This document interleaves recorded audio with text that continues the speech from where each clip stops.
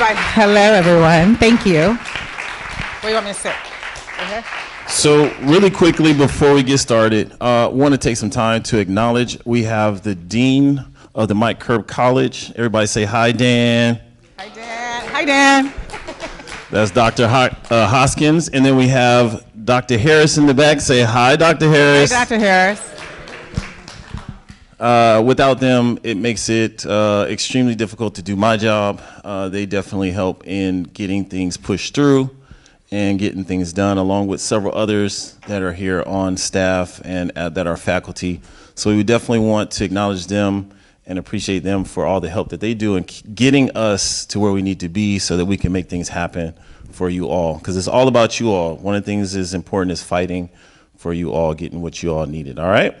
So without further ado, I want to take some time. I want to welcome everyone to the Music Industry Insight series here at CSUN. Tonight's conversation is a part of our Black Excellence in Music series, where we bring industry leaders to campus to share real-world insight, lived experience, and career gems with our students. It's an honor to welcome a music executive, creative visionary, brand architect, and good friend, Alison Ball. Let's give it up. Thank you.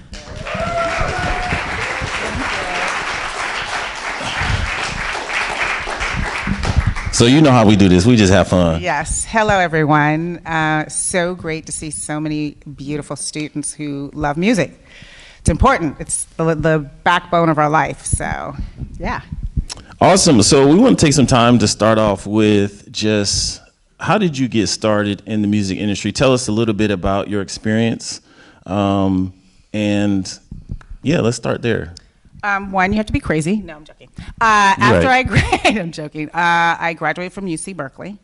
And after I graduated from UC Berkeley, I really didn't know what I wanted to do. And I got lucky. I went to a temporary agency when I got back to LA.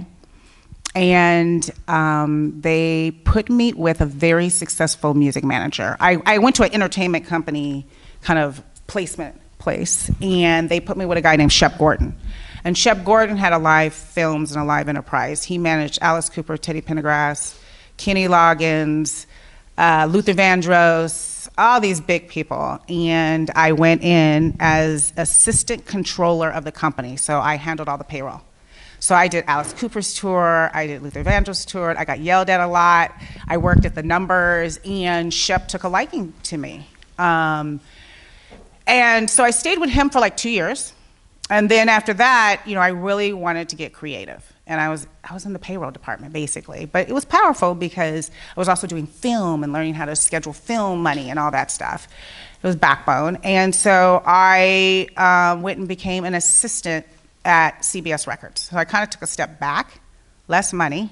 Mm-hmm. My mom and dad were not happy. The clock was ticking. It was like, you're going to business school if you don't get it together. So I went in the music business. Both my parents are professionals. So my mom was a doctor, my dad's a lawyer. They didn't get it at all. But one thing about growing up in LA, I was very connected to producers and artists that kind of grew up in the neighborhood, and I always loved music. And I really did help people, like, street promotion. I didn't know it was street promotion. Somebody gave a party, I would show up and help organize everything and send out flyers and do stuff like that. So I was always interested in it, but I didn't know. So then I became a secretary at CBS Records. I worked for 7 people, 5 people in A&R and 2 people in promotion. Probably the hardest job I ever had. And I showed up at 9 in the morning and I didn't leave till 11 o'clock at night, every night. And it was answering the phone. It was setting up meetings. It was doing, so I'm gonna date myself. I was on a typewriter, typing credits, you know what I mean? I was a really good typer too. I was like 90 words a minute, so everybody wanted me to do their credits. And I really learned a lot about who's who. And that's why I really met a lot of the producers, because everybody had to come to me to set up their meetings and get through the head of A&R. So every major producer back then who worked in the big game, from, God, I'm gonna date myself, Eazy-E to Michael Jackson's team to Celine, everyone had to come to me to set up meetings. And that became my Rolodex.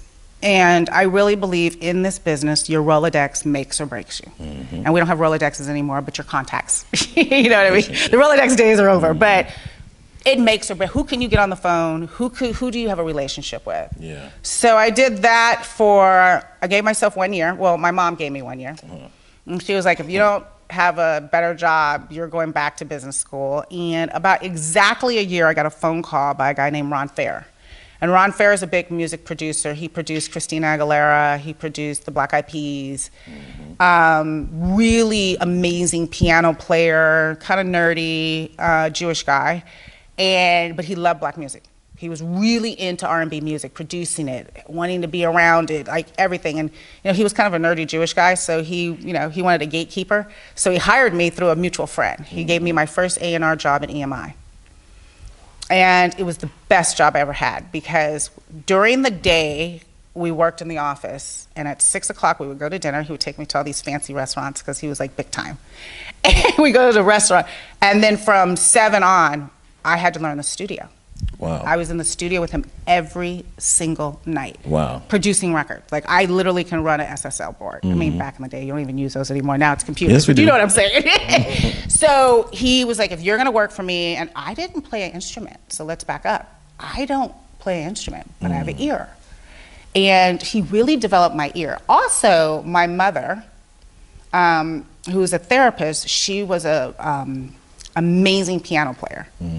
So when I grew up, everything in my house was like Miles Davis music, jazz. I mean, I knew so much that I didn't know. Yeah. But when I started meeting with people, I was like, oh, that reminds me of this and that. They're like, how do you know all this music? I'm like, I don't know. You know what I mean? And it just went from there. So that was kind of my first years starting. And then I started moving up at a record company. So I worked for Ron Fair. We worked on like the OJ's records. No, we're older. OJ's. We did Karen Wheeler. We worked on Soul to Soul. I actually signed Eric Benet then, but it was a brother and sister group called Benet. That was my first signing. We did, so this guy, I can't even remember now, you're making me feel, RBX. So RBX, there was a guy named RBX who was a rapper out of New York. But this is where I first met Jay-Z. Jay-Z was his DJ. So it's like early on, hip hop, R&B, and then we stayed at EMI, and then after EMI, Ron got a job at RCA, and he brought me to RCA with him. So I went from A&R manager to senior director at RCA. And that's what it's about, people who work hard, and you kind of get your niche who you're working with in the game. And part of my thing was producers. I was very tight, and I still am with a lot of producers. The big producers now are like baby producers, like a Pharrell. Worked with him early on. will.i.am, I worked really on different projects. Jermaine Dupri, Dallas Austin, all them.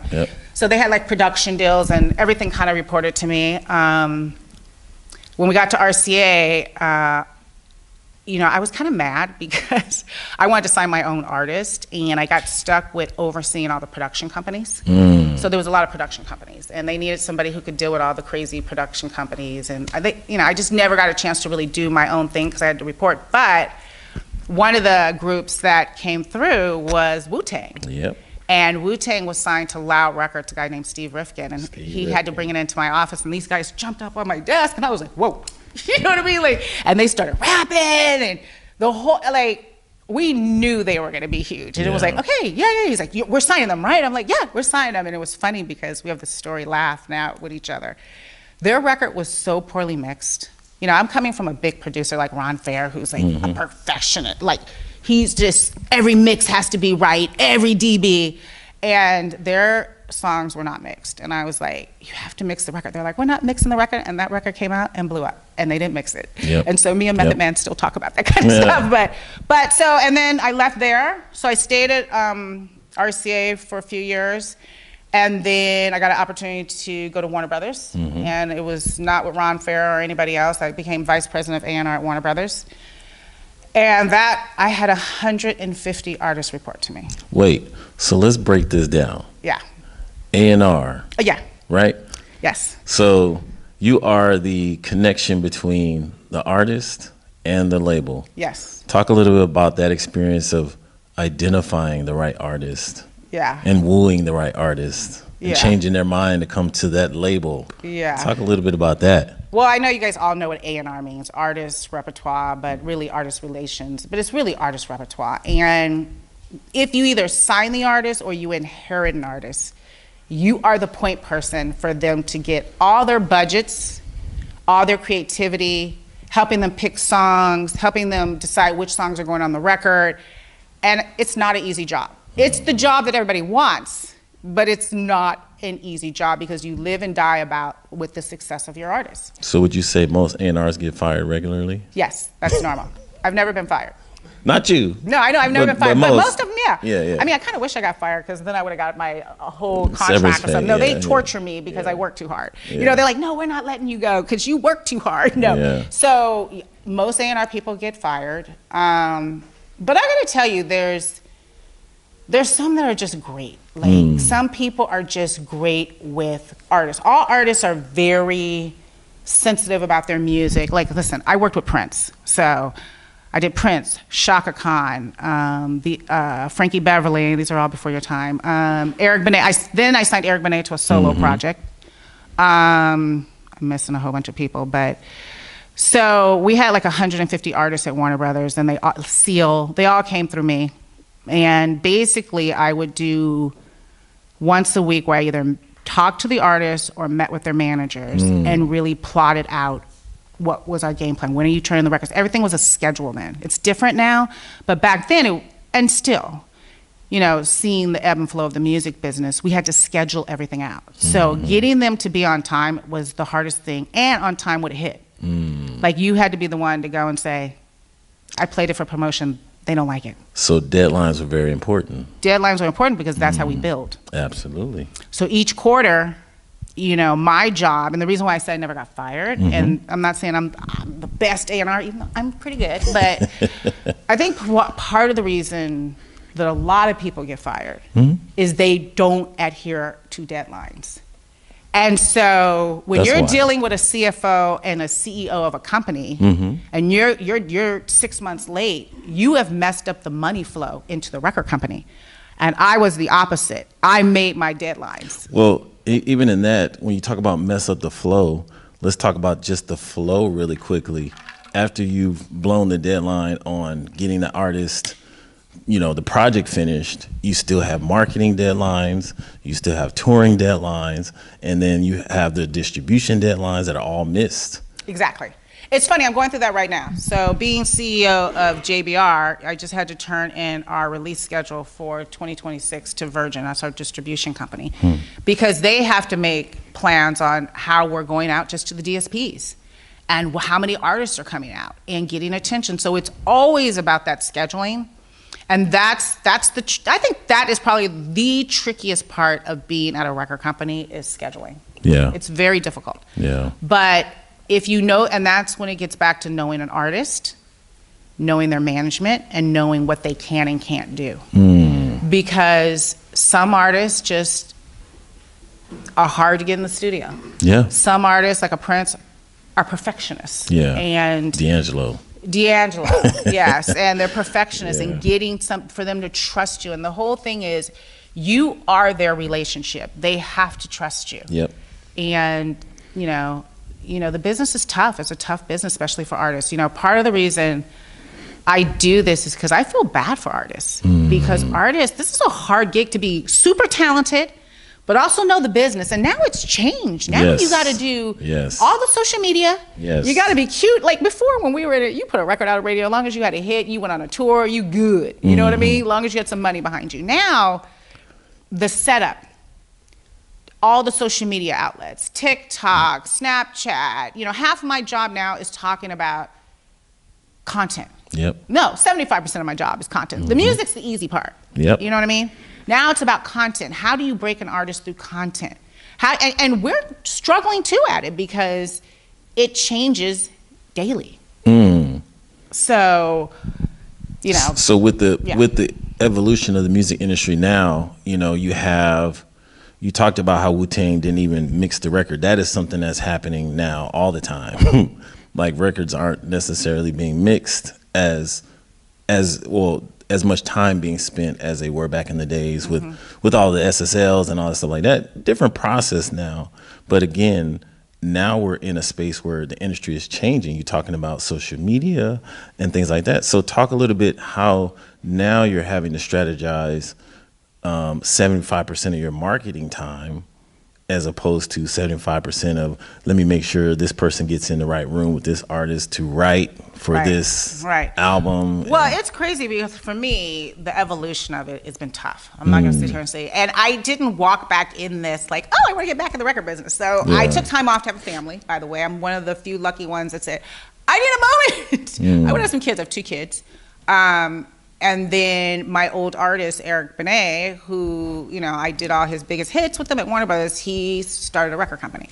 And he came to me and goes, I don't trust anybody else to run it. And my dumb butt was like, okay. You know what I mean? And now we're snapped back in it. But I love it. But what has evolved now is the music's the easy part. Now it's about the setup of the record, leaking the record out in social media 6 months ahead.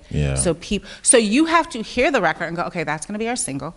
Now we need 6 months lead up to start leaking it into social media content so people get into it and feel it and go, oh, because now you're being taught to remember that you've heard that song even though it's not out yet. So when you go out, then it kind of has we have influencers. You got to get the influencers behind it. You got to run ads behind Spotify. So we could talk about artists who are signed to major labels, and then we can talk about independent artists. And I think it's a little 2 different worlds. And when you have the necessary budgets, you can do the necessary things for the most part. But as an independent artist, your whole thing is getting attention and attraction, and it really is about social media. What is your strong suit? How do you stand out? And now content's changing. It used to be fancy content. Now they just want you to shoot yourself. Hey, I'm doing this song. I'm on the street. It's more authentic now. You know what I mean? And it's going authentic-wise. So, and then we could get into AI, but we'll save that for later. We'll save that for later. But it really is about, as an artist, being authentic. As being a business person, getting back to being a business person in this game, what do you bring to the table that's unique? What do you bring to the table that's unique? None of us are alike. We all have our own game plan. We all have our own skill. What are you bringing to the so for me, people that work for me or work with me, what are you bringing? Are you teaching me something? I do not know everything. I need to learn more about social media. I'm asking questions too. Why is this happening? Why is that happening? Why do we have to do that? I mean, you got to know. So what do you bring that's unique to the table to learn? Now, if you want to be a lawyer, that's one thing. If you want to be a manager, listen, I'm telling you right now, it is hard to find great managers. If you can get in that management game with some young people and blow them up, you become very powerful quickly. And even for me, looking for management for my artist Joe, other people we have, it is hard to find good management. So that's I think that's a opening for people, especially young people, because it's 24/7 grind. I don't want to do it, but you find your artists, you find artists you like on social media, go to their shows, start checking them out, seeing what you can bring to the table, and maybe start if that's what you're into. It just really depends on what you're into. But I get back to, how are you standing out different from everyone else if you want to be in the music game? So a lot of that is, of course, now how the industry is changing, and looking at it from a leadership standpoint, because you're the boss now. And no, I won't be the boss anymore.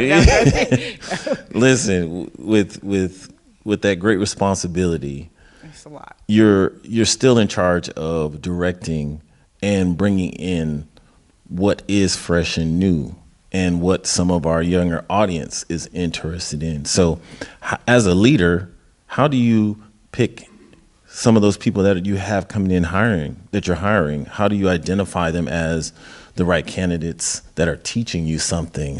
What is that thing that just for you that's oh yeah, I noticed how she talked about this, and what is that for you?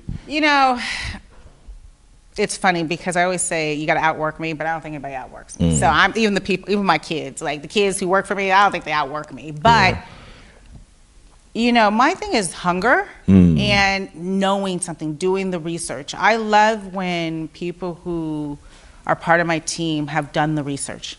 They give me options. Hey, I researched this. This is what I found. This is what I think we should do. I don't say I agree with it all the time. Yeah. But they're keeping me fresh. Yeah. Because I can't stay fresh on everything because I'm dealing with budgets and stuff like that. Right, you know what I mean? right.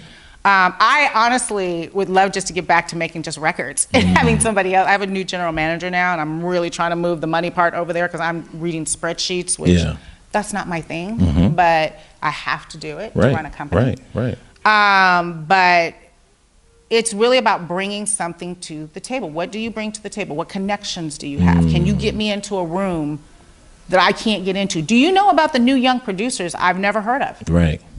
I want to meet them. Right. I want to go to the studio and hear what they're saying. I don't need to hang out long. I can walk into a studio and be like, that one right there. Yep. Let's go. You know what I mean? Like, Pharrell and I have a great story. He was producing for Teddy Riley. I went to Virginia Beach. And he was for Teddy to do something. And I went in the back room, and there's Pharrell.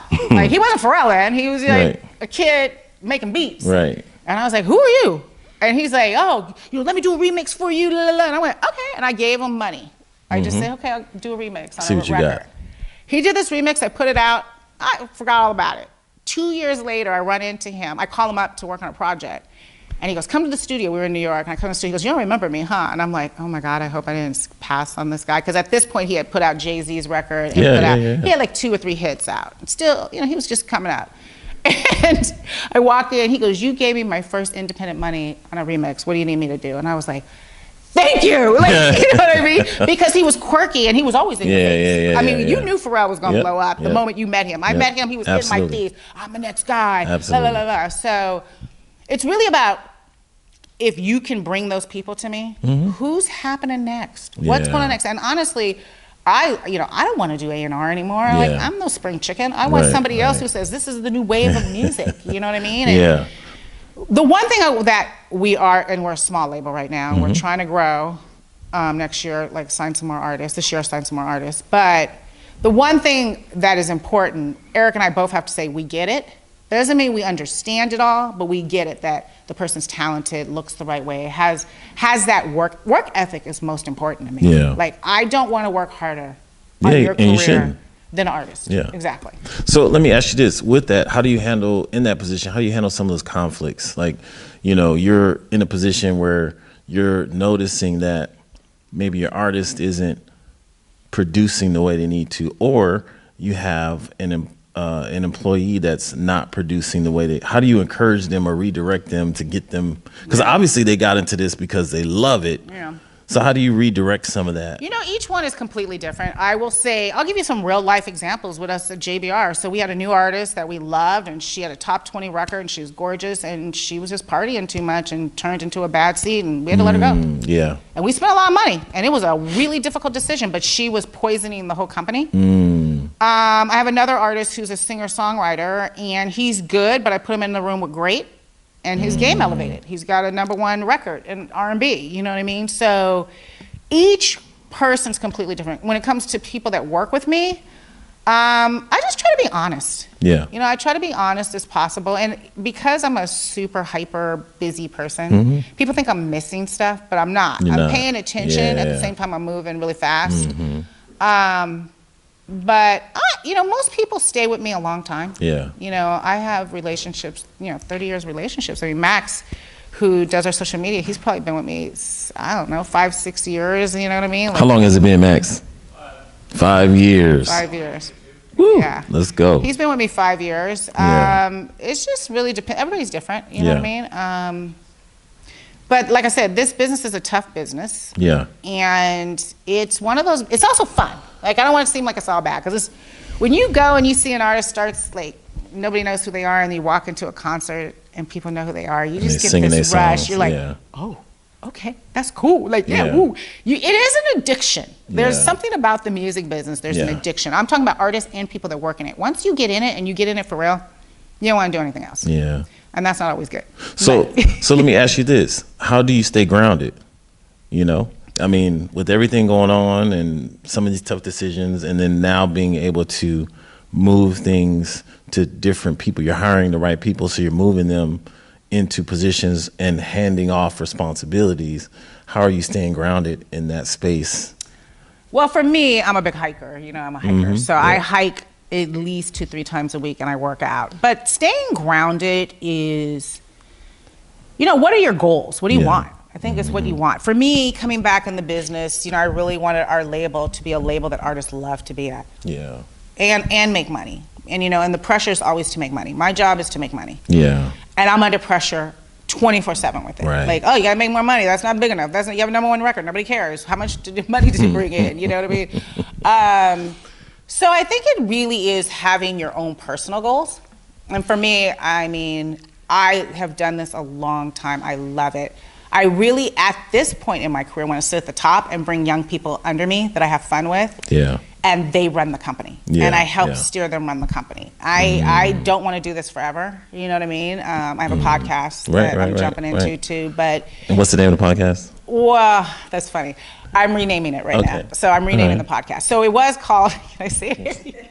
Okay, I'll tell you what the real podcast is. So when I took time off from music business, 2 kids, I didn't marry a great guy. So I have a podcast called Don't Be a Dumb Bitch Like Me, Life Lessons of a Woman Who Had It All, Lost It All, and Got It All Back.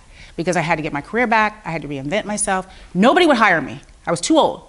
They were like, oh, we're not hiring you. You're too old. All my old friends called them up. Half the people I worked for me. I was like, hey, I need to get back in. What can I do? And they were like, nope. And then slowly I got into tech. I started doing NFTs and that world and Web3. And then another friend of mine had a record company hire me as a consultant. And I slowly started carving my way back in the business. But I had this podcast called Don't Be a Dumb Bee, and it really talks about life lessons. It doesn't talk about my situation. It talks about how do you always reinvent yourself. So I put 10 episodes out, and I stopped it because I got approached by the people who do Jay Shetty. Do you guys know who Jay Shetty is? Yep. So he's like on purpose. He's a big podcaster. So his team came to me and said, okay, we can't call it that. We have to use your name. And really now it's about how to reinvent. And I'm going to bring all my old artists on and people I know and really talk about the pitfalls they had and how they had to get themselves back up and reinvent themselves. And there's so many, it's like a Snoop. Like I remember when he was in that court case, he used to come, I did the LBC with him, and he said, if I get out of this, I'll change my life. And now he's Mr. He's Mr. Kellogg's, you know what I mean? He does everything. Also like Pharrell, like somebody who started music and now he's doing fashion. Will I Am, who's music and now he's all tech and AI. So it's really about when do you have that aha moment to reinvent? And so that's what the podcast, we're still looking for a name though. It's Alison Ball, you taking suggestions? Yes, I am. All right, she's taking suggestions. So struggling. She's taking suggestions. It was like the bounce back. We had the bounce back, the comeback, next chapter. I don't know yet. I think we could do it. Can we do it? Can we find one? Suggestions, seriously. If you guys go to my Alison Ball Media Instagram, you can catch some of it, and then you can kind of see, and you can send me suggestions. We're still in the middle of it, but we start in March shooting. But bottom line is, getting back to the music, it's always about what do you want? Yeah. And that's part of what my whole podcast is. No one else can tell you what you got to be clear on what you want. Right. What career do you want? Even if it's crazy. Like, honestly, I used to drive around. I swear to God, I was trying to get back in the business, right? Nobody would hire me. And I was like, I just need a billionaire that says yes to me. I just need a billionaire that says yes to me. You know what I mean? And literally through Eric, we got a billionaire who said yes. Now he doesn't want to be in the business anymore, so now we're readjusting. He's like, oh, this is hard. I don't want to do this because it's not his world. You know what I mean? But he got to start it, and I'm grateful and thankful. But the point of it is like you have to dream big, and then you do the baby steps to get there. And of course, it starts with school. I really believe in education. I'm a firm believer that you need to spend time in school figuring out where you're going. Building relationships. I was about to say, put your team together. Your friends, your team, the people you're working with. I mean, if you look back at everybody has their early start team. You know what I mean? And then you come back together. Sometimes you take a minute from each other, and then you come back together. And that's what this is about, starting to plan. And you guys are, I won't say you're luckier because it's a different world. But you got Chat GPT and got all these AI stuff. Like Chat GPT is my boyfriend. Like I sleep with Chat GPT every night. Like, every night. I'm like, okay, I need to scale the company here. I need to do this here. Like Every night I'm on ChatGPT and it's talking back to me like, now I don't use everything, Yeah. but it gives you things. It hasn't given me a good name yet. I think we could do that. I think we could do that. So let's talk. We've talked about how you stay grounded. So let's look into, now we're moving into the future. We got AI as a tool. See, Or taking over the world. Right? And of course, we're learning how to. One of the things I always teach my students and always talk to them about is you have to learn how to use your tools. Like, if it's a music industry tool, if it's a production tool, you need to learn how to use it, because at least you know the difference of having a tool that's good or not having a good tool, and then you can tell how to use that tool, how to scope, or what places you should use that tool at versus just using it over everything. So talk a little bit about how you're adjusting your industry. I mean, your business, your label. Talk about how you're adjusting to all of the AI newness and making those choices. Listen, it's here. There's nothing we can do about it. Or just jump. You got to learn it. Yeah. Even me, you got to learn it, or you're going to be left behind. And listen, I'm no spring chicken. I think I do pretty good in tech just because I was at a tech company for a minute. I'm not a tech person. I actually put the deals together. So we did a Snoop drop and a Method Man drop. So I put the Usher drop. I put the deals together. But I learned enough about tech. AI is here. Yeah. I mean, I'm just told you, I'm using ChatGPT to do my marketing plans right now, which would take days and weeks to do a marketing plan. And it takes 1 minute. You know? I sit on the Grammy. I'm a Grammy voting member, and we were there. will.i.am was during Grammy Week was talking about AI, and it was just a whole topic. Should we have a separate AI chart? Someone's already brought me an AI artist, and it's really good. Now I need to make money. I need to put. I mean, what if I put this record out and just make money? I don't have to pay an artist. I just got to pay the producer. It is real right now. The record companies are jumping into it, and now the Grammys are trying to kind of police it a little bit. Maybe have a chart that says the AI record chart, or your song could only have so much AI. All my producers are using Sonos or whatever. Yeah, Sunos. Yeah. They're writing their songs. You can go to chat, you can start a song, then go over there and write it. And it's here. So I was talking to one of my producers, and he's a pretty big producer. And I hadn't talked to him in a couple months, since last year. And I said, where have you been? He's like, learning AI. He goes, I've been learning AI. I'm deep into AI, trying to write code, trying to figure out songs, da-da-da-da-da. And I was like, wow. It's here. There's nothing we can do about it. It's gonna be tough because now I do like the Grammys trying to police it. So there's you can't be on the regular charts if it's 50% AI.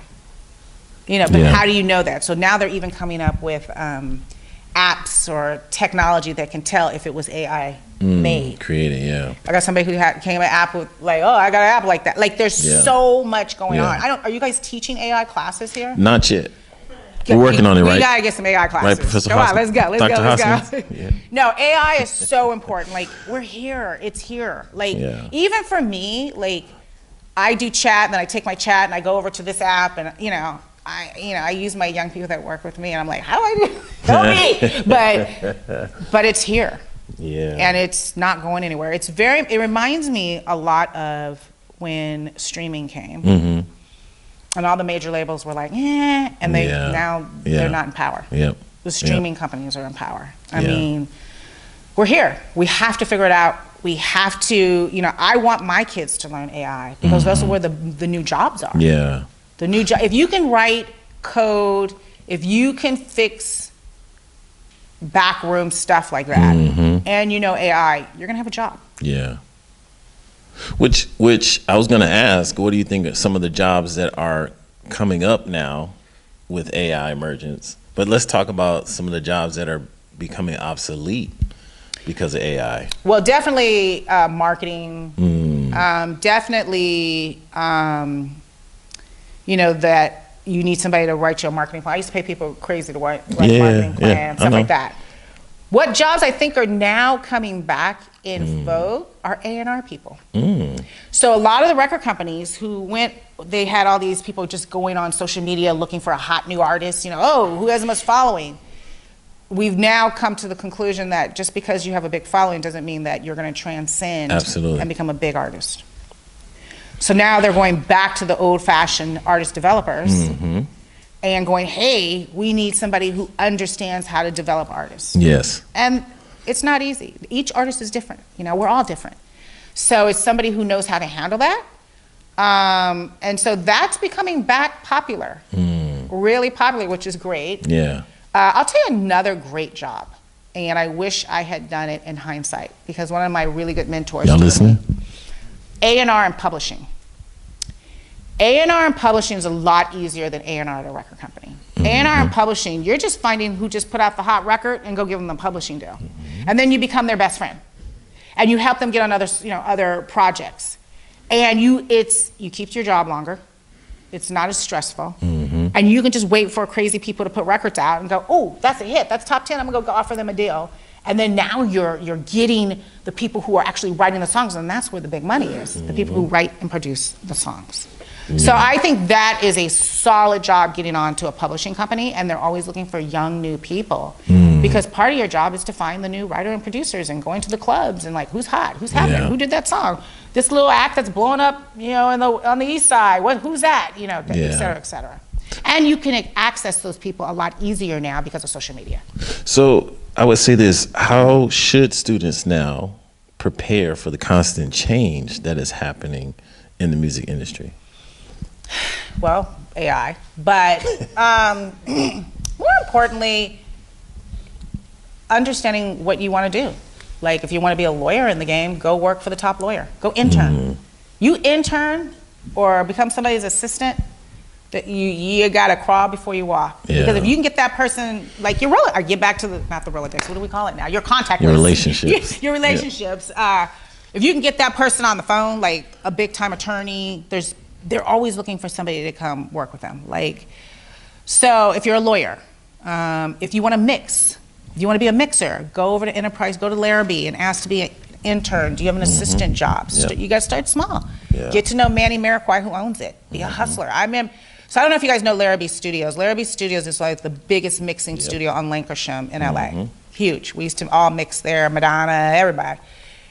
Manny, probably 30 years ago, was an assistant engineer for a big mixer, this guy named Dave Pensada. He now owns Larrabee.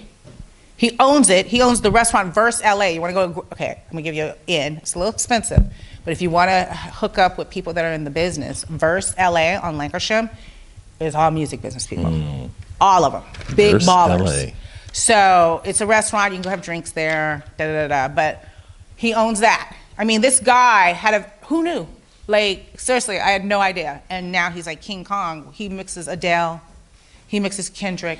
He mixes everybody's records. And when I started, he's used to make my record too. I can't even afford him now. Right. But we're still good friends. Right. But it's being in that world and researching the world, of what you want to do. If you want to be a manager, go work at a management. Who manages whomever you like. Find that management company. Hey, you guys got any internships? You guys are in school, so they want kids who are in school, in music school. You're going to get the job before just some random person.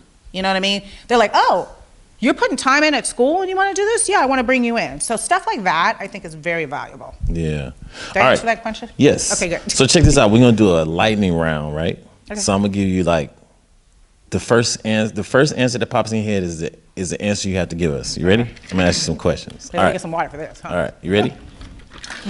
So, first concert attended.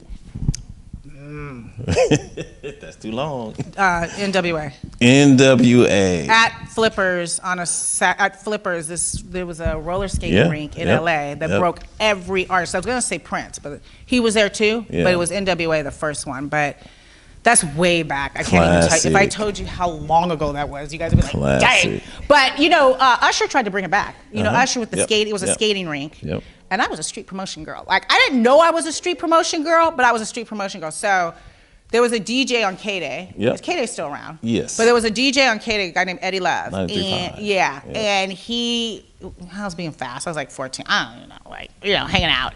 And he was like, bring all your cute girlfriends and wear t-shirt. I wore his t-shirts, and then we gave out the flyers, and it used to be a line. You had to be 21 to get in. I wasn't nowhere near 21. But anyway, that's another story. So it was like line, and my sister and brother would be in the line. I'd be like, oh, you can't get in? Like, they would like call my mom and tell her, like, she's out. But anyway, I was just like, I would pass out the flyers, but everybody was there. Yep. NWA, Prince performed. Everybody who was somebody performed at this place. But I would say I take that back. The Jacksons were my first. Jackson 5? The Jackson 5s. Okay. Because my uncle was their bodyguard. Oh. The Jackson 5s. Okay. Yeah. All right, here's the next one. Artist brand you'd love to work with. Jhené Aiko. Jhené Aiko. I love Jhené. Why Jhené? I think she's our modern day Sade, and I love Sade. I just think she's not known enough. She's not. She's like bubbling under, but she hasn't hit that Maybelline, and she's gorgeous. Yep. I think, her music is spiritual. Yes. You know what I mean? It's spiritual, it's uplifting, and I was gonna put her on Eric's record and never kind of got to it, but I really wish I could jump in and be like, okay, let's do a whole brand campaign behind taking you to the next level, because I think she's just, in this day of music, she's a classy, beautiful, even though she talks stuff, mess too. No, she do. She's still classy. She's got something about her that I love. Yeah, absolutely. All right, what is the biggest industry myth? You're gonna make a lot of money in it. I mean, artists make a lot of money. Most artists don't. Yeah. And it's hard. It's a hard business. It's like, it seems fun, but you gotta love it. You gotta do something you love, and it's hard for artists, especially now, to make money. Like, you get if you even get signed to a record company. Right. But if you're not signed to a record company, you gotta grind it out. Like, you gotta figure it out, grinding it out, performing, doing different things. So. Yeah. Let's see. What's a campaign rollout that you admired? Probably Dolce. Yeah. That was nice. Dolce. Yeah. I think because she's been bubbling under, and then I was just talking to my team about this, like, they put a really great game plan together to tell her story. Yeah. I mean, but also she's with SZA and Kendrick, so she's gonna blow up. But I mean, she still had to be good. The new girl that just won the Grammys too. She's dope. Leon Thomas, love Leon. Now I've known Leon a long time. Leon used to be at my house like years ago, just writing songs, and I you know what? I would say Leon Thomas. Okay. Because he started in TV. He's an actor. He was on the same show with Ariana Grande. Yep. He was a songwriter, so he would take everybody he acted with and bring them to It's the Rascals, him and his writing partner, Chris Reddick times. And Chris did all of the Kehlani record. They both won Grammys. They were writing partners. And nobody really would give Leon like an artist look, because he was an actor, he was writing songs for other people, but he grind, and then Ty Dolla signed him. And they just it took 10, 15 years. I mean, I've known him probably 10 years, but I really love and he hasn't really ventured off from who he really is. Yeah. Stay consistent. Yeah. So I would say Leon Thomas right now. Okay. Coffee meetings or Zoom? Zoom. Ooh, why Zoom? Because I got too many meetings to do. I like a good coffee meeting every now and then. It's just, unfortunately, with time and traffic in LA, LA's traffic is, anywhere you go in LA, it's an hour. Except thank God I live 5 minutes from here. It took me like 15 minutes. But it's just too hard. It just depends on what I'm meeting about. If it's an artist, I got to be in person. Yeah. If it's a producer and we're listening to music, of course. But if it's just a marketing meeting, I'm Zoom. All right. One word describing the music business. One word describing the music business. Ever changing. Those are 2 words. Ever changing. Always changing. Always changing. Always changing. Okay. Never, it's always something new. Always something new. Yeah. It's hard. It's you got to be on your P's and Q's. All right. So it seemed like we went from 2 words to 3 words to 4 words. I'm trying to think one word. 1 word. Exciting.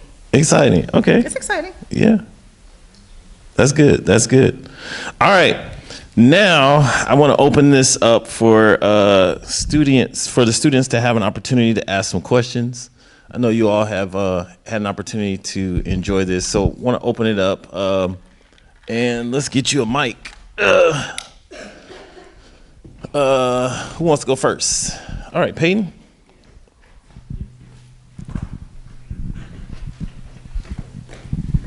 Hello, can you hear me? So really quick, I don't want to go too far with this. I know we were talking a lot about AI.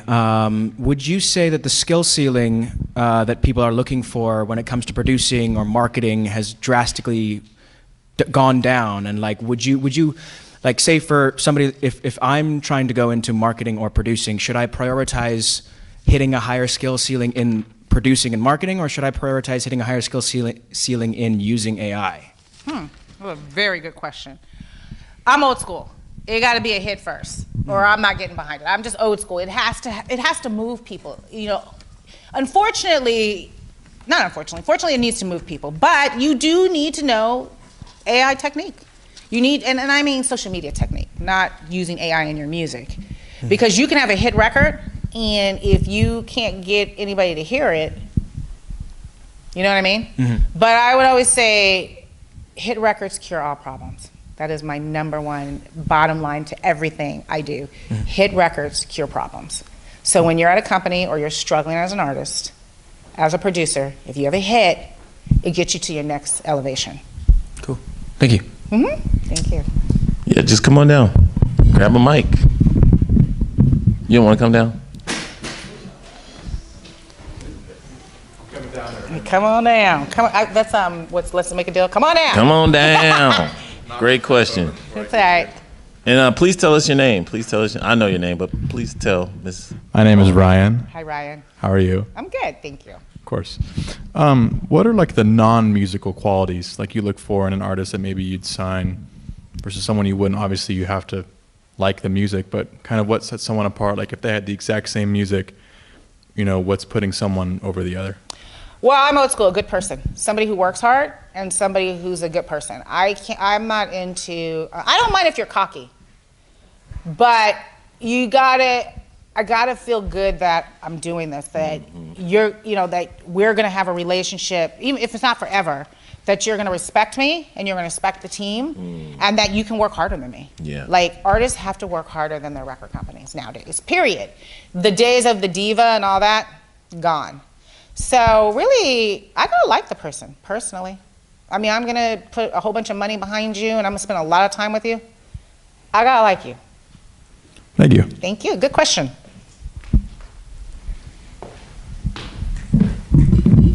What's your definition of success in the music industry for yourself, and how has that changed over time as you've kind of worked your way up? Her name is Grace, That's by the way. a really good question.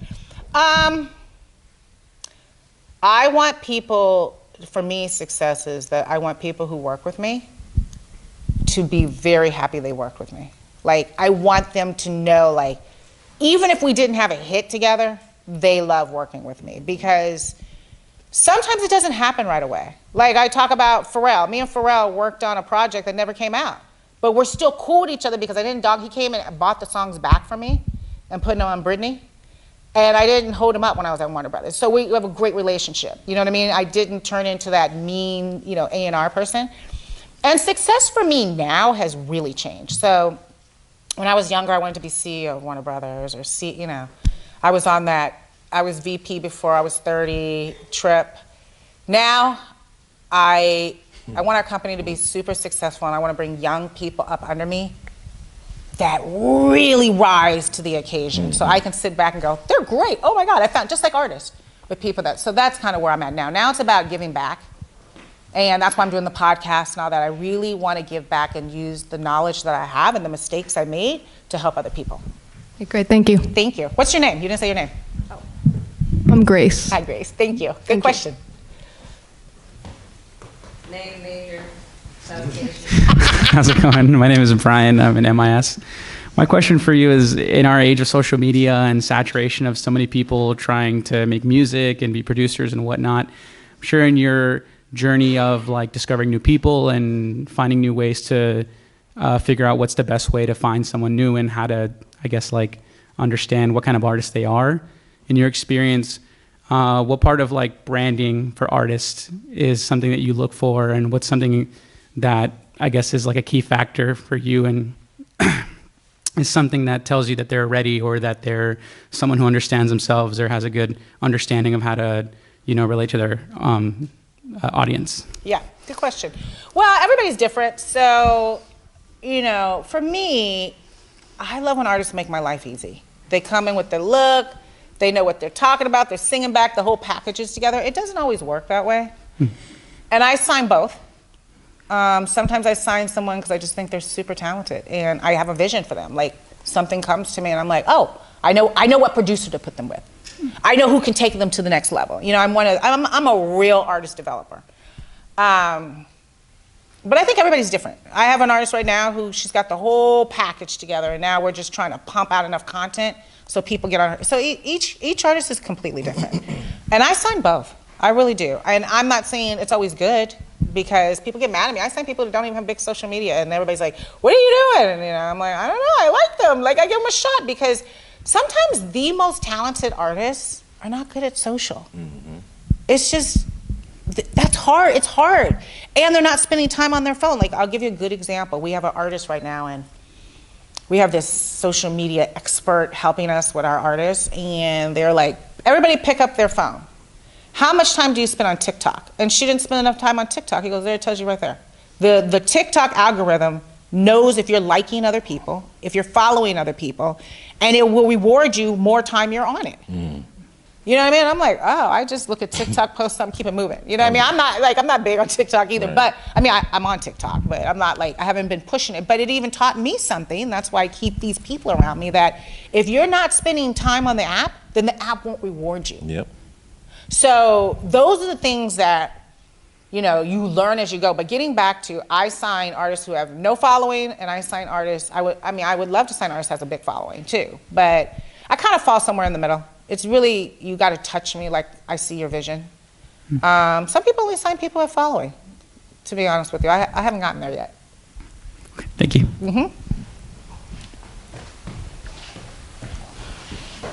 Hello. Hi. I'm Alex. Yep. I know Alex. I'm just coming at this from the angle of you as both a small business owner and as an entrepreneur, because that's something that, you know, is kind of focused on in this program here.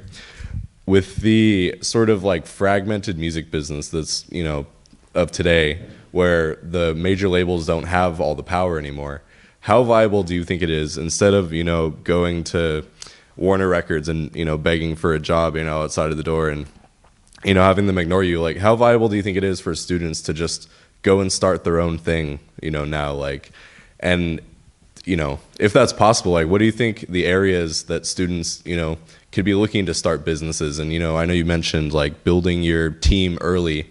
Like, what do you think some good avenues for that are today? So I think that's great. I get back to, I said management, but I think it depends on what you want to do, but building your own is great. So building your own, what does that mean?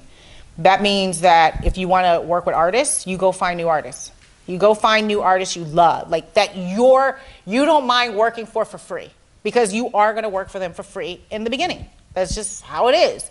So finding artists that you love, that you believe in, and then hit the ground running, going to their showcases, putting showcases on, you know, really trying to help them get PR, help them in their social media, connect with them as in management, go to the music, go to NAMM, go to BMI events, go to ASCAP events, get in the mix, because it really is about the independent entrepreneur. You know, I started in the business as at a major label. You know, I started different. I had to learn how to be an entrepreneur.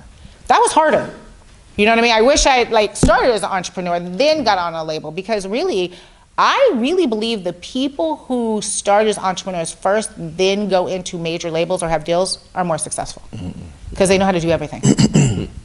I really do. I've watched, there's a lot of my colleagues that I started with on the industry side who worked in the business, and they can't figure it out because they don't know how to make money independently, because you got to hustle.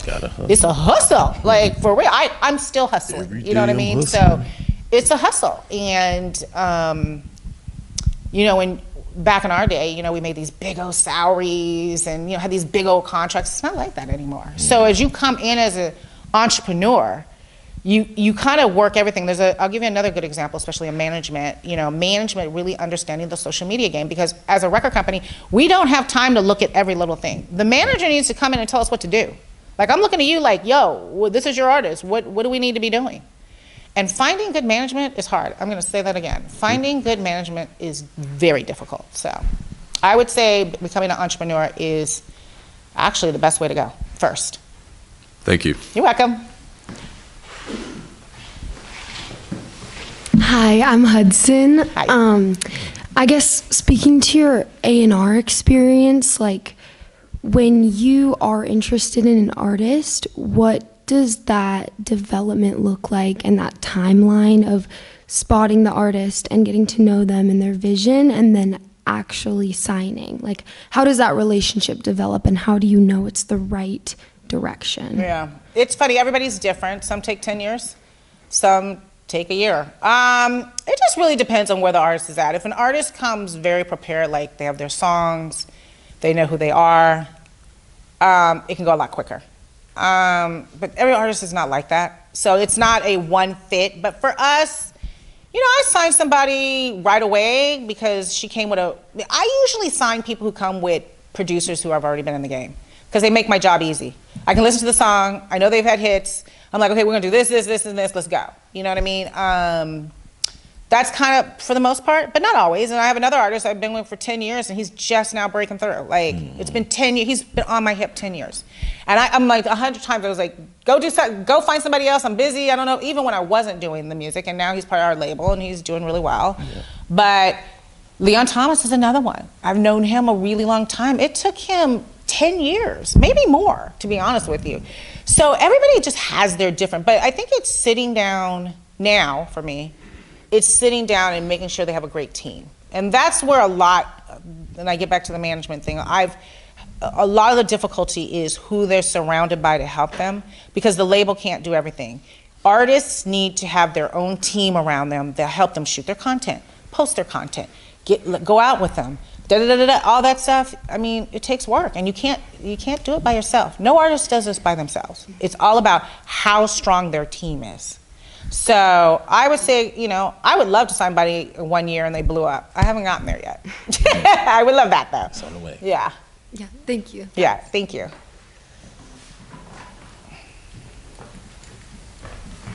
Hi, Josue, MIS. Nice to meet you again, Nice to meet you. again. Yeah. I wanted to go really quickly back to the AI talk that we were having. I'm wondering if you can kind of tell us about the producers that you work with and how they're using these tools, and if there's like a line that you draw where you think this is kind of the human aspect is completely removed, like this is too much, and if there's a place where the industry should draw the line. I definitely think the industry should draw a line, and that's what we're talking about at the Grammys. And a lot of my producers are using it. They're helping them write songs. They can't figure out a hook. Oh, let me go to chat. They put the song in, the lyrics in, and go, hey, give me a couple hooks to choose from. People are doing it all the time now. Like, it's our world now. Yep. What was the other app I was talking about? The Sunos. They're doing Sunos. Video. All of it. So they're all using it. And I do think there should be a line, but it's also, right now we're in the Wild Wild West with it. It's going to take a minute for us to catch up what that line is. Like I have right now, one of my producers who I love sent me an AI artist, and it's dope as hell. It's a rapper, and so I sent it to Eric, my business partner. He was like, who's this? It's really good. I went, AI? And he's like, what we gonna do? I'm like, I don't know. I go, should we put it out? Maybe we start an AI department where we actually say this is AI. I say transparency is important. You know what I mean? So you don't get caught out there.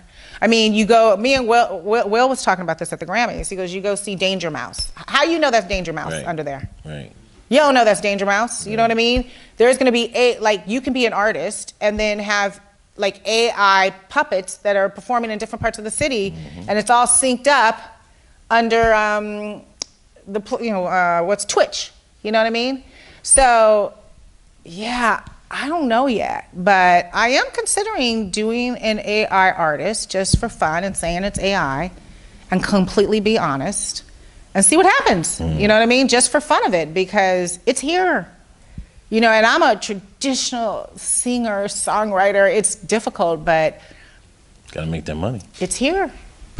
You know what I mean? I can't help artists if I'm not bringing in, like you said, making that money. It can bring in money that I can now go develop a real artist with that money. You know what I mean? So we're gonna see a lot of this. I think it's at some point they're gonna make like, there's an app that can tell if it's AI, and then it'll be like, oh, this is the AI chart, not a, you know, and they're gonna start separating the charts and stuff like that, I believe. But we're not there yet. But good question. And nice seeing you. Hi, I'm Marissa. Nice to see you again as Yes. well. I guess my question is something that I feel like I've definitely noticed now that I'm applying for jobs because I'm about to be graduating soon. It can be really difficult, I think, to stand out just based on like a resume and maybe a cover letter. I've definitely noticed, you know, it, like you mentioned, it's important to be hungry, but on paper, everybody looks hungry. Everybody has like 4 billion internships that they've done in the past. So I just wonder like how many, or not how many, how can you stand out just on paper when, even if you're like, even if I have this other relationship with someone who maybe already works at the company, how do I still stand out on my own when I'm, you know, waiting to hear back, when I'm making my resume for maybe a company where I don't know anybody just yet? Can I ask you, and nice seeing you again, what kind of job you're going after? I'm looking into a lot of like tour logistics stuff and tour merchandising operations right now. That's a good question. It's all who you know. So find out where those type of people, like you said you have somebody at a company, right? Yeah, like I got lucky enough that the internship I'm doing right now at Red Light Management, one of my classmates from I know last Bruce year. very well. Yeah. Bruce and I started together, yeah. One of my classmates from last year did the internship last year that I'm doing right now, and she helped to nudge me in there. But there's other jobs that I'm looking towards because I'm realizing that that's not what I'm doing right now isn't necessarily my bag. So just trying to figure out how can I stand out when I don't necessarily know anybody yet at this other company. You know, that is hard. It's like if I had to put a job application, like I told you, nobody wanted to hire me when I was trying to come back. I ran big companies. They were like, you're old. We don't need you. You know what I mean? So that's a good question. I think, one, it's great that you're at Red Light. So I would definitely use that. I would figure out where these people are. Like, where do they hang out? Like, you're at Red Light? Find out where their tour management companies. Oh, is there a tour managed club? Are they on Facebook? Well, they have LPS every year in December. Oh, okay. And we Do invite, that. Yeah. I would find out where these people are, and you just got to be aggressive. You know, it's one of those things, and say, hey, let me come work for you for a month for free. I mean, it sucks, but everybody likes free. Oh, and then they like you. You know what I mean? And you do a good job. So, you know, standing out on paper is difficult. You're right. Yeah, I don't even have a resume. Like somebody, I think you asked me, like, do I have a bio? I was like, oh, I haven't done a bio. I haven't done a bio in a long time. I had to do a bio because I'm doing Virgin tomorrow too. I was like, oh, okay, let me, I did it, exactly. That's exactly what I did. Chat GPT, like, okay, give me a bio, bestie. No, no, seriously, I always say chat. But seriously, I would ask chat too. Where are all the tour managers hanging out? Is there a membership? Is there a club? Is there, it's funny, you know, you gotta go where like-minded people are. And you wanna find the good ones too. But also, I go back to, I would also think about management companies because they always have tour people go out with their artists at management companies. So if you say, okay, who manages John Legend, I'm just using, or who manages Kendrick Lamar, or who manages, I don't know if I'm doing that, but who manages somebody you like? Hit the management company and say, hey, you know, I'm trying to do tour management. I would love to come in. Do you guys have any internships? Something like that. You know what I mean? Think outside the box, because you're right. It's hard on paper to stand out. I agree with you. But you are at Red Light, which is an amazing management company. So try to become good friends. Try to, like one of the managers there. You got to get some type of relationship with them. Let them know that you're indispensable and they don't want to let you go. So I always stayed later than everybody else at the company. They'd walk out and they're like, you're still here? I'm like, yeah, what do you need? And then they always came to me for stuff. So I made sure I stood out. And I wasn't like, oh, I got this to do and that to do. I was like, oh, I'm trying, my career has always been my thing. So I went overboard and it really helped. So And then there's always 1 degree of separation. So it still gets back down to relationships. It does. Because even somebody referring you. Absolutely. Most of this business is referrals. That's why I say go do it for free. Be the best at it. Talk to everybody. What do you need help with? I'll go get your coffee. I used to go get people their coffee. Like, I'll go get your coffee. What can I get you? Da-da-da-da. Even the artists would come up and I'd be like, oh, what would you like to drink? What do you want? Oh, I can get you that. Oh, what do you need? Da-da-da-da. You know, that kind of stuff. And it really helped me in the long run. So. Okay, thank you. You're welcome. Hello. Hi. I'm Maddie, also MIS major. Lovely having you here. Thank you. I think I can say for a lot of people in this room, most of us here are musicians, artists, just trying to make it on our own, you know, getting education here, whatnot. Some of us don't even play instruments and just love music in general. I'm kind of like a little late in the game, like studying like for the first time at a university as a 25-year-old, and you know, it can be a little like, yeah, I know I'm still a baby. That's young. A lot of people are 19 too, like starting, and I'm like, oh, okay, I'm starting a little late. Regardless, but yeah, I think like what I kind of struggle with is like, I love having like so many different like. I have a lot of talents in different hats, I guess, of like, I'm an artist, I'm a musician, I'm a producer, I like work with brands, I probably want to work in A&R someday, but it's kind of difficult figuring out like, where should I start and also like still satisfy my other like loves of, you know, what I like to do, you know? So I think I myself like, don't want to like always regret just being like, oh, I just stuck with like, you know, working at this publishing company for like so long. So I find it really inspiring that like you yourself have like gone and worked at these major labels. And, you know, I guess I just am asking like for advice of someone like me, someone like anyone in this room, you know, can do of like, to keep them going in terms of like, still achieving all of their goals. Yeah. Well, one, I am the exact same way. So I am a squirrel. I do a million things, like for real. Yeah. Everybody who works with me calls me a squirrel because I'm like, I mean, I have a cooking blog. I have like a podcast. Like I'm cuckoo. Like I'm a creative person that's also a business person. So I totally get it. And it's hard to figure out where you fit in sometimes. And being a mom. Huh? And being a mom. And I'm a mom. And I, you know, yeah, it's like mom, the whole thing. But it's really hard sometimes to fit in. But I think for me, I can just tell you what I do. I sit down and say, how do I envision my life? What would make me that? I dream big. You know, I haven't gotten my private jet yet. You know, I'm still waiting for that. No, I mean, I dream big. So I say, okay. So I'll tell you a good story. So I write down how I see where I want to be. And I want to do it all. I really do. I really want to do it all. And it's funny, I always wanted to be a CEO, right? And at Warner Brothers, because the era I was in and being female, they always brought somebody in over me and they pay me more and more money and they're like, oh, we're gonna bring this person in over you. And I'm like, they can't run circles around me. I suffered from that, and that's when I quit to have kids. But now that I'm CEO, I don't know if I want to be CEO anymore. I'm just keeping it real. I hate budgets. I hate looking at spreadsheets. I have to talk to our investor. They torture me.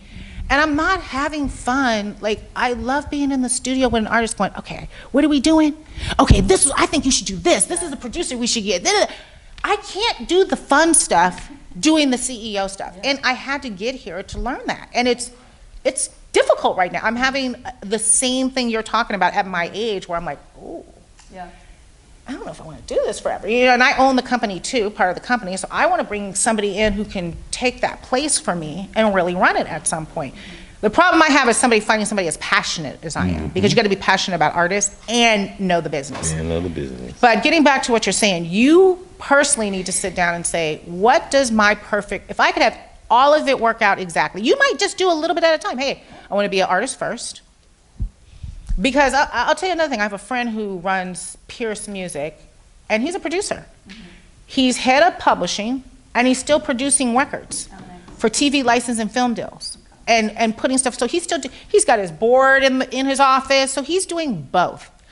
As a producer, you can do both. Like, I've worked with a lot of producers. They're artists, they produce records, they do brands. You become, and there's not a lot of like amazing producers.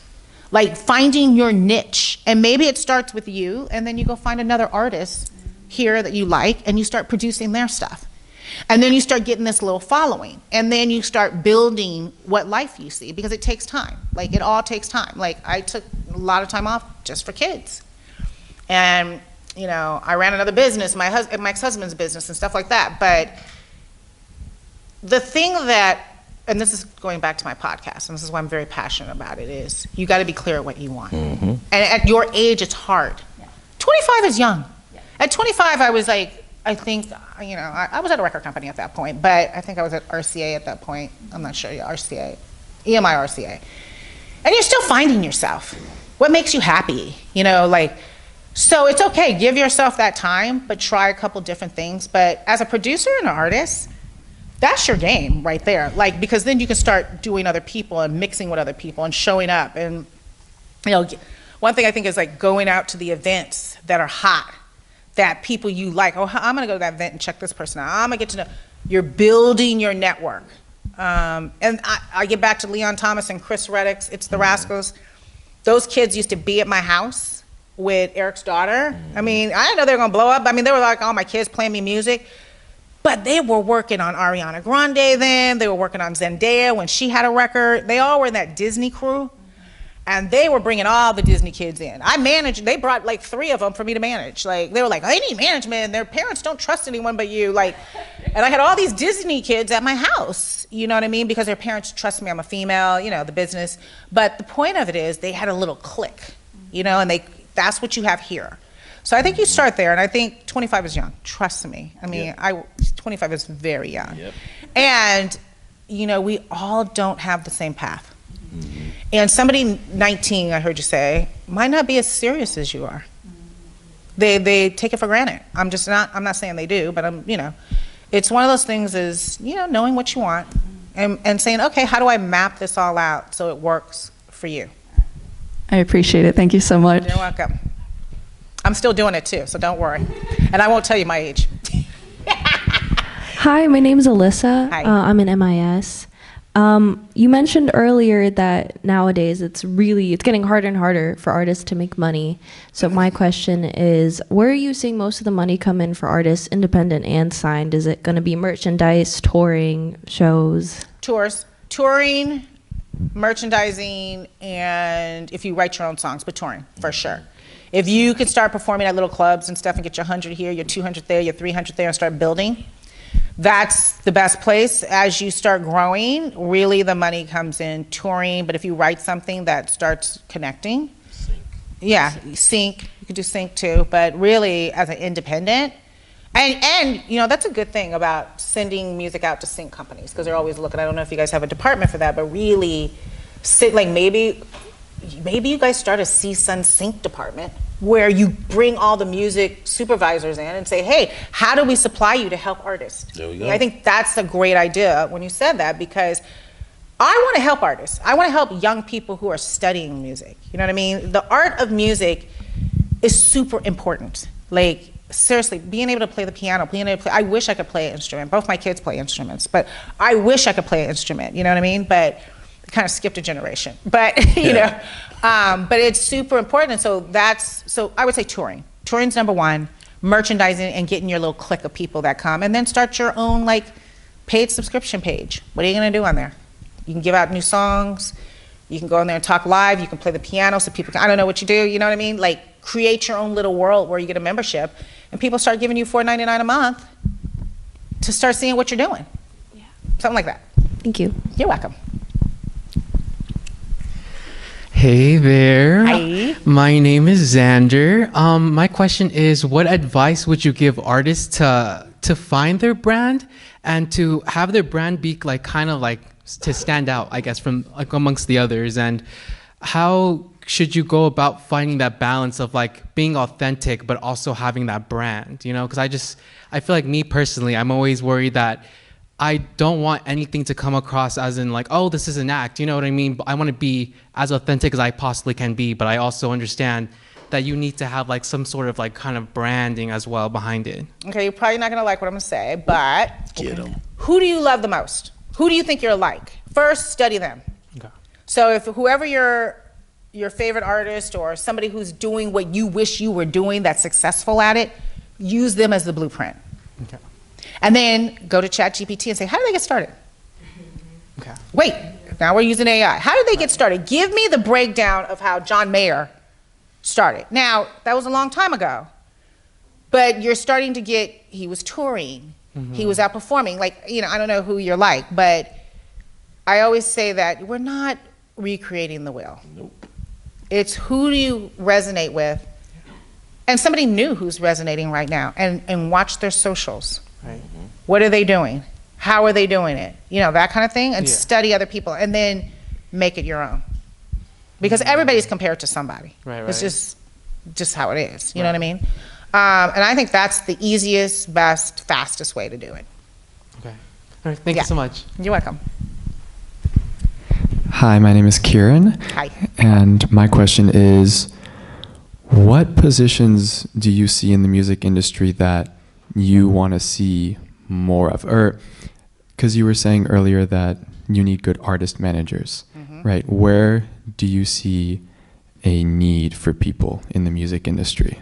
Well, one is finding new talent. Artist development is super hard. Finding an A&R person, I just think that most of the labels, they come to people like me, they come to producers and do deals that way. They don't, you know, when I was at a label, I literally spent 3 years developing an artist, 4 years, you know what I mean? You had that time. So I think that that's coming back. Like I said, A&R is coming back. I think there's something going on with, there's not a lot of great managers. Yep. I don't have the answer for that just yet, but management is because management, you have to do everything. And the problem of it is not having good managers is you don't make money right away when you start with new talent. But your job as a manager is to figure out how to make money. How can I go to that club and get them paid $250 instead of $100? So I can take my 20%. Like if I can get your money up, I had this attorney, this big attorney I had, who did my deal at Warner Brothers. And I remember he said to me, I was like, how much are you gonna be like to do my deal at Warner Brothers? And he's like, I'm gonna get you paid so well, you don't care how much you pay me. I went, okay. And he doubled my salary before I even walked in there because he knew the chairman of the board. And when I had to give him that check, I was like, thank you very much. I never even questioned it because what he did is he elevated me. Financially, he elevated me. So yes, I'm gonna pay him, like, you know, and he's a big attorney, but the point of it is, how do you elevate whoever you're with, even an artist who's just starting out? Right. If you can go into a club and say, hey, you're only paying 100, can we get part of the door too? Can we get part of the bar? Which they'll probably say no, but you know, when you start bringing people in, but you know that, can we sell our merchandise in here too? Right. Can we put out CDs that we can sell? You know, stuff like that. So that's elevating people. But I think management, A&R, and just good people in the business. You know, this business is, I don't know what it is about the music business. We attract so many kind of shady people. And the other thing is understanding who the good people are. Like, go with your gut. All of you, go with your gut. You know, I am very grateful. I started in this business where it was very, like, male-driven, all that. I always went with my gut. Even I've walked in rooms and like with big people, and I'm like, I don't feel comfortable in this room. I gotta go. And those are the things I think are super important. You know what I mean? So I would say A&R and management, but, you know, and knowing the new AI stuff, because it's coming. Yeah. Awesome, thank you. Welcome. All right, do we have one more? Is that it? Okay. Kieran, can you pass it to Dr. Harris, please? Of course. Thank you. Thanks for not making me have to get up. Quick question. You mentioned one B word, but I didn't hear the other one. Beyonce. Yeah.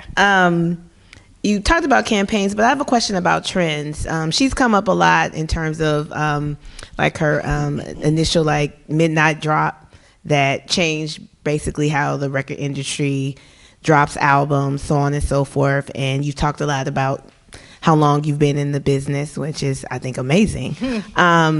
What are some other trends that you think were influential or just great trends that you saw over the years that you think have changed the industry? Because I think she's like a blueprint or just a tremendous artist when we talk about concerts, again, how records or albums are released, so on and so forth. But what are some other ones that you think you've seen over the years? Well, I agree with you. I think Beyonce is like in a category of her own, and she doesn't even tell the record company when she's putting a record out. She drops the record, and the record company's like, oh my gosh, you put a record out!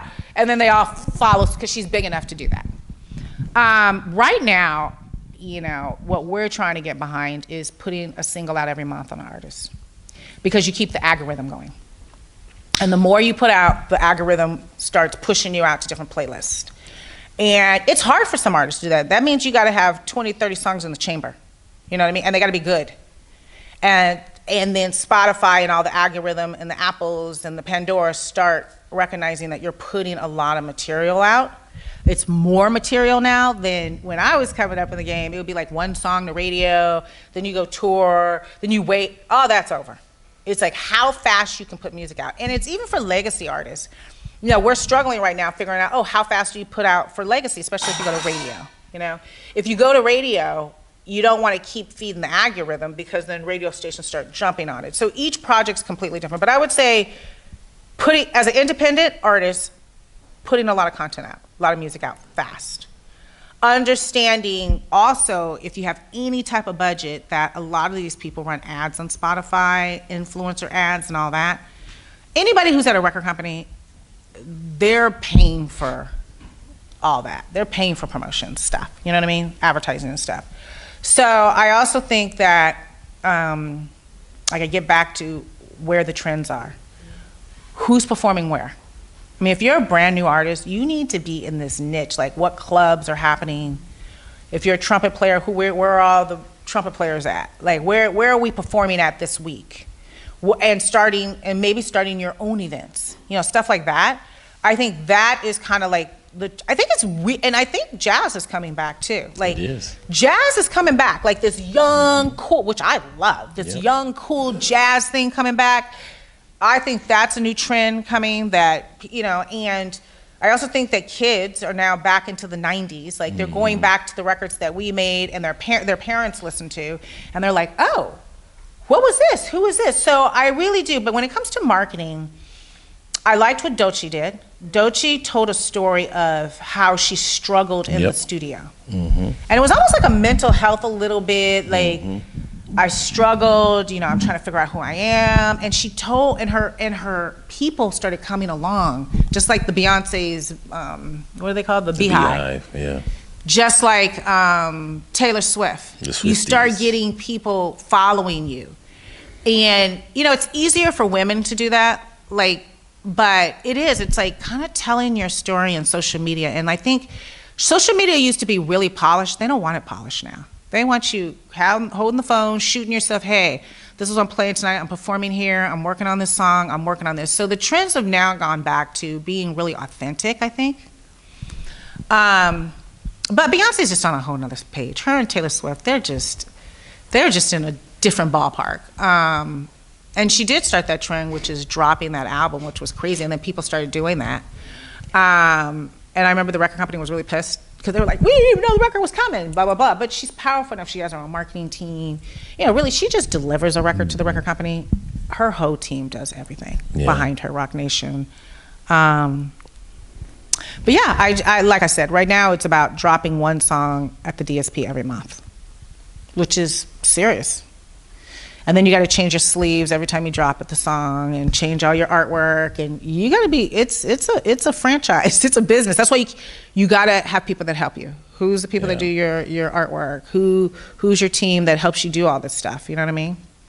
So that's what I would say right now is the trend that is most prevalent. I'm trying to think if I think anything else, but yeah.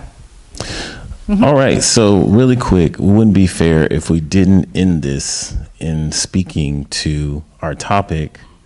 As a woman of color working in the entertainment business, how has your experience been, and what are some of the things that you've learned, and what are some things that you can share to some of our people of color? Well, it's funny because I was watching another record executive who's African American who was talking about there's no more black people in the music business. African American departments. We used to have departments like black music departments, African American departments, whatever. Soul, whatever. We had our own departments. We had presidents, senior vice presidents, and now they're pretty gone. There's not many of them. Yep. So that's been really hard. As a black female, it's even harder because you got to be really tough. I'm tough, but like I said, I got passed over being, head of black music numerous times, just because I am a female, and they're like, she doesn't need to be head. We're gonna bring this guy in. They always brought some guy over me, and I did all the work. But that's just, that's part of the business. I think it's changed a little bit, but like I said, there's fewer black executives in the business, and.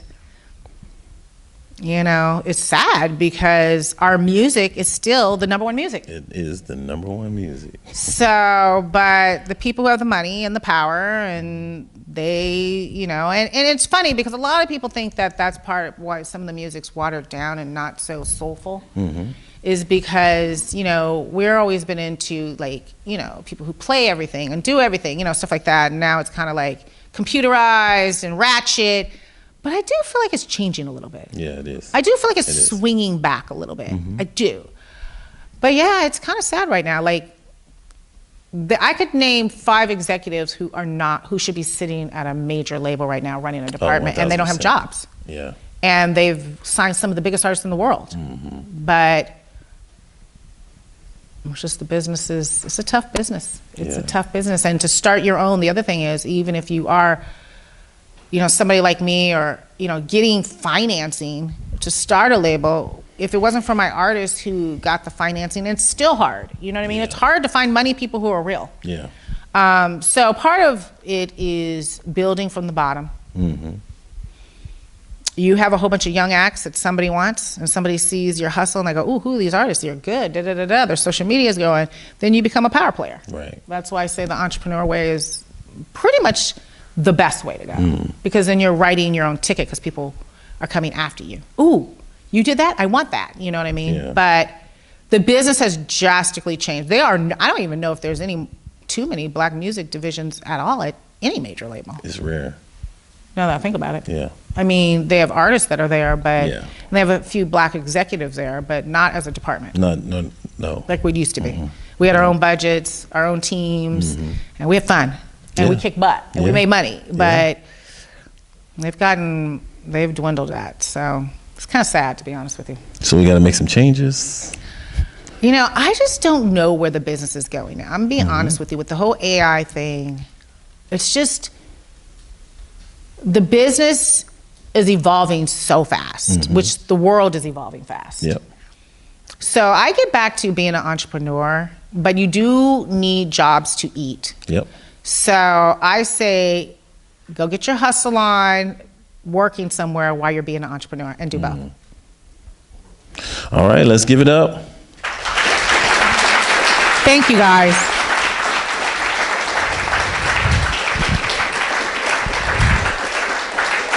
Are these all are you guys all seniors or different? No, Okay. different, yeah. Awesome. So first, I want to take some time before you all get out. You all noticed this really nice, eclectic, Afrocentric design up here on this stage. Did y'all see that? Y'all want to give it up for the Afrocentric design that's up here on this stage?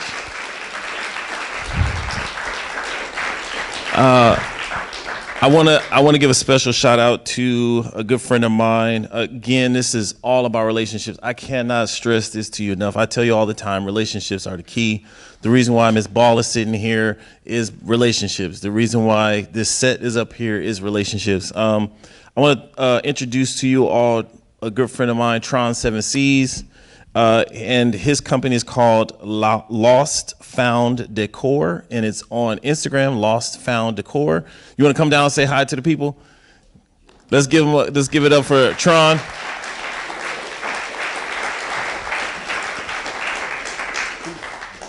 So he was the one responsible for creating this beautiful set. Did you want to say anything? Sure. next to my new friend here. Yeah. Turn it on, though. I turned it off. Sorry. There you go. Mic check, 1, 2. Man, you're really good at this, by the way. Let's give it up for brother Seven Aaron. Thank you. So, thank you for having me. First of all, I don't know how much time I have, but he and I spent some time in our adolescent years in our church home, Gospel Memorial in Long Beach. And I just earlier today told my grandmother or yesterday that I was working with this gentleman doing the decor, set design and whatnot. And she said, "Oh, I just love him. He's such a wonderful person. And when he plays that organ like crazy, that he don't even look at what he doing. He just be playing." And so that warmed my heart, man, because she's 93. She'll be 94 this year. Blessings. So when we talk about heritage, legacy, women empowerment, and her recognizing your talent and your not just talent but grace as a young man, I think is really important, and it's cohesive to everything that we do, and it's something that I'm even working on myself as a professional. She mentioned entrepreneurship. I'm not just a set designer, but I started this company, Lost Found Decor, based off of my passions, working in the footwear and skateboarding industry. I worked at this company. I started with this company called Vans when I was about 22. I was a fit and wear test technician, meaning basically I would give people shoes to test out, and I would fill out reports, and they would pass or fail. And I became a liaison between the manufacturer and the designers and the merchandisers in the company. And so that was my history in art. And these designers that worked at the company took me under the wing. I learned about different architecture, furniture design, and whatnot. Now, moving forward, I learned to start my own company and just the picks, the things that I find. And so you mentioned entrepreneurship, I'm thankful that I was able to come up with something that I don't have to wait for a manufacturer to create nothing. I go out to these flea markets, these antique markets, and I'm learning from other people what time periods, different styles, different eras, different aesthetics, and it's also relative to manufacturing because it's all product. However, this is more sustainable. It's a green endeavor, and once again, it's full circle with conduct, being professional, and having an understanding of your business and what you bring to the market, your value, understanding of market, because it's all a market. She mentioned investment and to an artist. And although we are humans, AI is digital, it's still market. As an artist, I take it personal. It hurts to hear her say that she is willing to invest in some AI. When AI can't make you feel like that. It can't give you that feeling of, this guy's, it's just programmed. You can program it to make you feel like that, but it's just different. It's never going to make you just, you're like, whoa, that's just come out your heart. That's business, though. It's a market. You can't take it emotionally. It's just a business. It's a market. So as we prepare ourselves as individuals, as organizations, for a new age in market experience, we have different ways of participating.